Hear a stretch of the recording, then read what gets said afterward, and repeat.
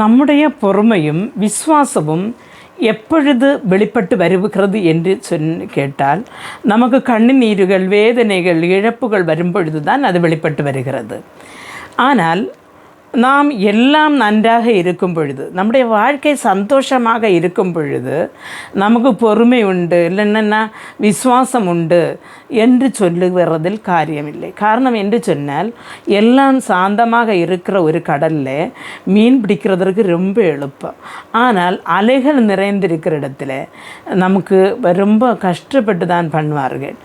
அதனால் என் அருமையான தேவனுடைய பிள்ளைகளே, பவுல் அப்போ 2 தெசலோனியருக்கு நிருபம் எழுதும் பொழுது அதன் 1வது அதிகாரம் 4வது வசனத்தில் இப்படி சொல்லுகிறார்: நீங்கள் சகிக்கிற சகல துன்பங்களிலும் உபத்திரவங்களிலும் பொறுமையும் விசுவாசத்தையும் காண்பிக்கிற நிமித்தம் உங்களை குறித்து நாங்கள் தேவனுடைய சபையிலே மேன்மை பாராட்டுகிறோம் என்று. அருமையான தேவனுடைய பிள்ளைகளே, நமக்கு துன்பங்களும் கண்ணீர்களும் வேதனைகளும் இருக்கும் பொழுது பொறுமையும் விசுவாசத்தையும் நாம் வெளிப்படுத்தும் பொழுது அது நமக்கு மட்டுமல்ல, நம்முடைய குடும்பத்துக்கு மட்டுமல்ல, அது தேவனுடைய சபையிலே அது மேன்மையாக வெளிப்படுகிறது.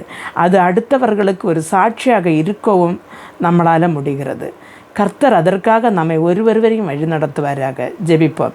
எங்களை மிகவும் அன்பாக நேசித்து வழிநடத்துகிற நல்ல தகப்பனே, ஆண்டவரே, உம்முடைய ராஜ்யத்தில் வர ஒருங்கிற எங்கள் ஆண்டவரே, எங்களுடைய பொறுமையும் விசுவாசத்தையும் ஆண்டவரே நீர் சோதிப்பதற்காக எங்களுடைய வாழ்க்கையில் வருகிற ஒவ்வொரு அனுபவங்களையும், ஒவ்வொரு வேதனைகளையும், ஒவ்வொரு கண்ணீர்களையும், ஒவ்வொரு இழப்புகளையும் நாங்கள் ஆண்டவரே அது பொறுமையோடு சகித்து கர்த்தர் எங்களை விடுவிப்பார் என்ற விசுவாசத்தில் நிலை நின்று தேவனுடைய சபையிலே மேன்மை பாராட்டத்தக்கதாக எங்களுடைய வாழ்க்கை அமைய நீர் கிருபை செய்யுங்க.